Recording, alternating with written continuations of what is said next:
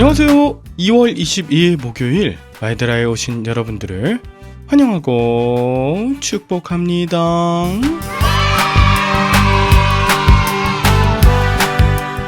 여러분은 요한계시록 묵상하시면서 어떤 것을 느끼시나요? 저는 지금 마이드라를 녹음하는 이 순간도 온몸이 떨릴 정도로 두려움과 경외감이 느껴집니다. 마지막 때를 살아가는 종말론적 신앙으로 충만하게 되고 더 온전한 신앙인으로 살아야겠다는 결단으로 가득하게 돼요. 동시에 우리에게 맡기신 가족과 교회라는 공동체를 더 사랑하고 말씀으로 양육시키는 것이 제게 주신 사명이라는 것도 깨닫게 됩니다. 더불어 극심한 불경기에 자영업 하시는 분들 2월이 더더욱 힘드실 시간일 듯해서 그분들을 향해 더욱 간절한 기도를 하게 되고요. 또 요즘 전공이 총파업으로 병원에 계신 분들 어려움 있으실 수 있고 나라 안팎에 불안하고 어려운 소식들이 가득한데요. 그분들 위해서도 더욱 기도해야 된다는 것을 깨닫게 됩니다. 모쪼록 우리가 발을 딛고 있는 이 땅 곳곳마다 하나님의 뜻과 역사가 온전히 이루어질 것을 위해 기도하는 마음으로 오늘의 마이드라를 힘차게 시작해 보도록 하겠습니다. 자, 출발!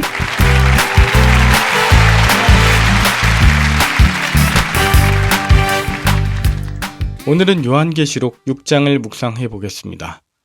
오늘부터 19장까지는 7인, 7나팔, 7대접의 재앙 시리즈가 계속됩니다.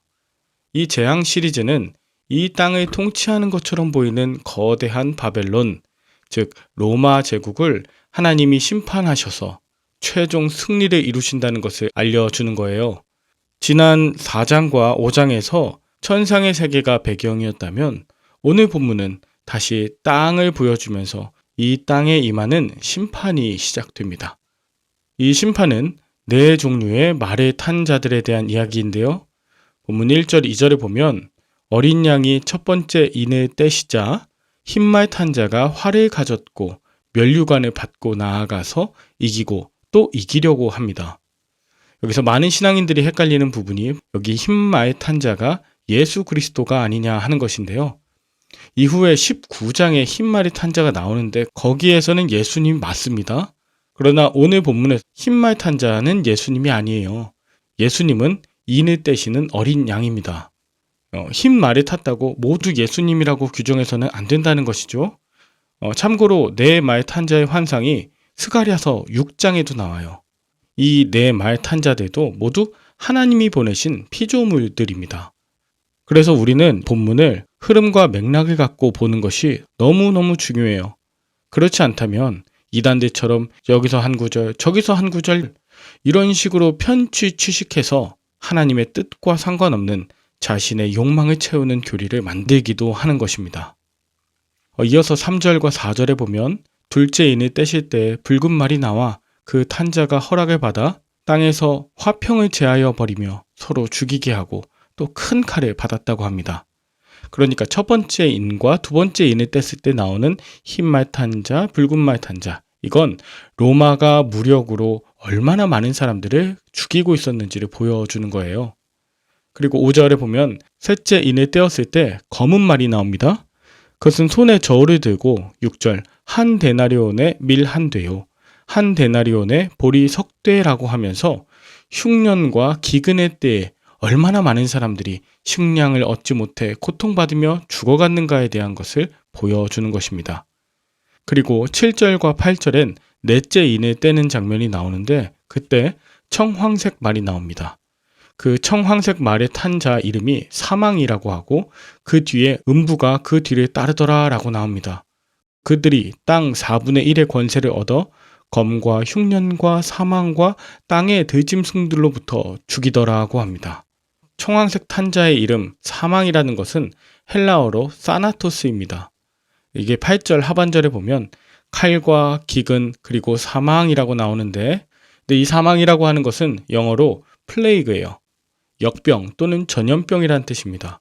그래서 이게 무슨 말이냐면 들짐승에 의한 전염병으로 지상에 있는 4분의 1에 이르는 땅의 주민들이 심판을 받는다는 것이다.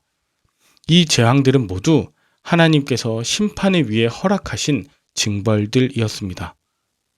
그리고 이제 9절에 보면 다섯째 인을 떼실 때 본문의 장면이 땅에서 천상의 세계로 바뀌게 됩니다.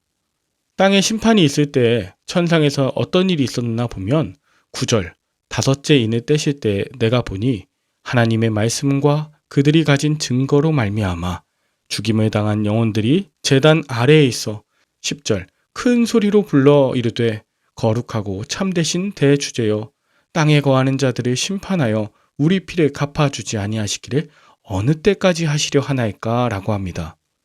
이건 그리스도의 복음을 전하다가 핍박자들에게 순교한 이들의 탄원한 기도예요. 언제까지 의인들이 고난받는 것을 두고 보고만 계실 거냐고, 하루빨리 하나님의 능력의 오른팔로 이 불의하고 왜곡된 세상을 심판해달라고 하는 기도입니다. 여러분, 정의와 심판의 과정에서 보면 하나님은 영원히 불의를 참으시는 분이 아니세요. 사랑뿐 아니라 공의도 하나님의 속성이기에 하나님의 심판은 거룩하고 참되며 반드시 있는 것입니다. 이에 11절 하나님께서는 순교자들에게 흰 두루마기를 한 벌씩 주시면서 아직 그들과 같이 죽임당하기로 되어 있는 사람의 수가 다 차기까지 조금 더 기다리라고 하십니다. 순교자들이 받은 이 흰 두루마기는 그들의 의로움을 입증해 주는 것이자 심판의 때까지 인내하게 하시는 위로의 증표입니다. 하나님의 약속이 반드시 이루어질 것을 의심하지 말고 하나님의 심판의 때가 오기까지 참고 기다릴 수 있도록 도우시는 보호막이 되는 것이죠. 그리고 이제 12절 여섯 번째 인을 떼실 때 엄청난 지진으로 하나님의 심판이 이루어집니다. 해는 검게 되고 달은 온통 피와 같고 하늘의 별들이 떨어지며 하늘은 사라지고 산들은 제 자리에서 옮겨졌습니다. 예수님이 마태복음 24장 29절 그리고 마가복음 13장 24절에서 25절에 보면 해가 어두워지며 달이 빛을 내지 아니하며 별들이 하늘에서 떨어지며 하늘의 권능들이 흔들릴 것이라고 이미 말씀하셨죠. 이 자연 질서가 하나님의 권능 아래에 있지만 이런 초자연적인 현상도 하나님의 주권 하에 있습니다. 그러자 15절부터 16절 땅의 임금들, 왕족들, 장군들과 부자들, 강한 자들과 모든 종과 자유인이 굴과 산들의 바위 틈에 숨어 그 진노를 피하고자 합니다. 여기 나오는 사람들은 땅 위의 모든 사람이에요. 하나님의 심판은 그 누구도 피할 수 없다는 것입니다. 그래서 마지막 17절 그들의 진노의 큰 날이 이르렀으니 누가 능히 심판하리요 라고 합니다. 그 어린 양의 심판으로부터 누가 버틸 수 있겠냐라는 질문을 하면서 아무도 피할 수 없음을 인정하는 것이죠. 여섯 번째 인의 재앙을 통해 심판이 있는 것으로 오늘 본문이 마무리됩니다. 여러분은 오늘 본문을 통해 무엇을 느끼셨나요? 저는 오늘 본문을 보면서 가슴이 먹먹해졌습니다. 최근 세계 곳곳에서 일어나는 전쟁들, 러시아와 우크라이나뿐 아니라 대만과 중국의 관계 심상치 않고 미국의 대선을 앞두고 세계 모든 나라가 긴장하고 있습니다. 동북아 지역의 패권을 잡고 싶어하는 미국과 중국에게는 남과 북으로 갈라진 우리 한반도는 힘겨루기를 하는 그들의 놀이터 정도로 여겨지는 것은 아닌지 떨립니다. 게다가 우리나라는 원자력 발전소가 30개가 넘는 지구상의 원전 밀집도가 가장 높은 나라 아닙니까? 일본의 후쿠시마 원전 사고처럼 우리나라도 울진이나 포항 지역 이런 데 지진이 나면 원전 사고나 엄청난 재앙이 임할 수 있습니다. 우리나라는 작은 충돌이나 전쟁으로도 큰 재앙을 경험할 수 있는 위험을 갖고 있습니다. 역사적으로 보아도 강대국들의 패권을 잡기 위한 전쟁, 이를테면 청일전쟁이나 러일전쟁 이루어진 이런 전쟁터가 바로 우리 한반도였잖아요. 강대국의 패권 싸움에 우리나라가 또다시 전쟁터가 될 가능성이 매우 크다는 걸 말씀드리는 겁니다. 전쟁과 기근과 전염병, 땅에는 지진, 하늘에는 온통 흑암으로 뒤덮이며 모든 별들이 떨어지는 듯한 이런 대재앙의 상황은 마치 출애굽 이전에 있는 10가지 재앙을 생각나게 합니다. 마음이 강팍해져 회개하지 않는 바로가 생각이 나고 그 가운데 회개를 촉구한 모세도 떠올리게 됩니다. 여러분, 우리가 이런 위험과 어려운 상황 중에 살아갑니다. 그때 우리는 어떻게 해야 할까요? 그 무엇보다 성도들은 두려워하기보다 말씀 붙들고 담대하게 서야 합니다. 회개함으로 정의와 생명을 지키며 평화의 사도로서의 사명을 마지막 날까지 감당해야 합니다. 오늘을 살아가는 여러분들 모두가 흰옷을 받은 순교자들, 마지막까지 그리스도인으로서의 화평의 사명을 감당하다가 부활 약속 붙들고 최후 승리하시는 저와 여러분들 되시길 바랍니다. 함께 기도할까요? 하나님 아버지, 주님의 말씀을 통해 우리를 향한 주님의 구원 계획을 깨닫게 해주심에 감사합니다. 어린 양이신 주님이 심판하실 정도로 주님을 대적해온 우리임에도 불구하고 우리를 구원하시고 또 동역자로 삼으심에도 감사합니다.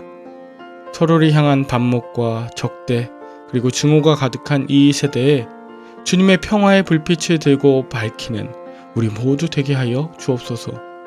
각종 전쟁과 기근, 전염병으로 고통당하고 있는 우리의 이웃을 늘 돌아보게 하시고 억울한 일 당하여 눈물 흘리는 자들에겐 하나님의 위로하심과 또 심판의 약속을 반드시 이루어 주시옵소서. 오늘도 나를 향한 주님의 사랑을 가슴에 품고 주님께서 맡겨주신 연약한 형제들을 더욱 사랑하고 섬기게 도와주셔서 주님 다시 오실 그날 모두 기쁨으로 주님 앞에 서게 하여 주옵소서. 예수님의 이름으로 기도 올리옵나이다. 아멘. 오늘도 좋은 하루 되시길 바라며 저는 내일 다시 찾아뵙도록 하겠습니다. 샬롬.